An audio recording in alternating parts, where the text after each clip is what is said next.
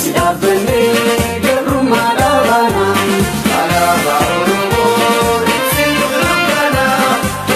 Sidaabbanne gabrummaa dhaabana kumillee du'uu kana feesi dhaabna kan maalaan deebi'uu tarreerra dhaabanna alaabaa Oromoo ibsituu dukkana.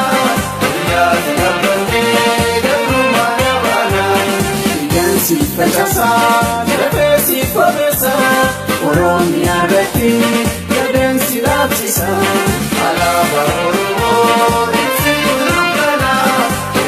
Sidaabbanne gabrummaa dhaabana dhiiraaf dhalaa keenya bakkuma jiranii si dhaabuuf jecha falmaarraaf dhumanii alaabaa Oromoo ibsituu dukkana.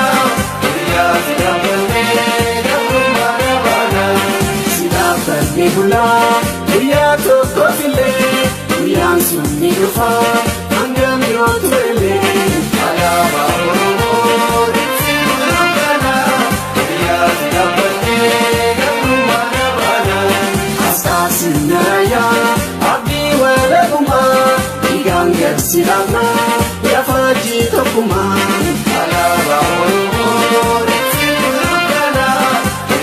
Sidaabbanne gabrummaa dhaabana dhalaayyuu keessaa atis tarree galtee mallattoo mootummaa Oromiyaa taatee alaabaa Oromoo ibsituu dukkana.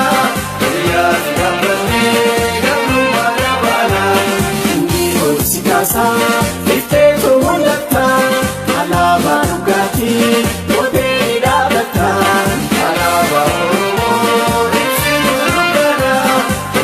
Sidaabbanne gabrummaa dhaabana alaabaa Oromoo ibsituu dukkana. Sidaabbanne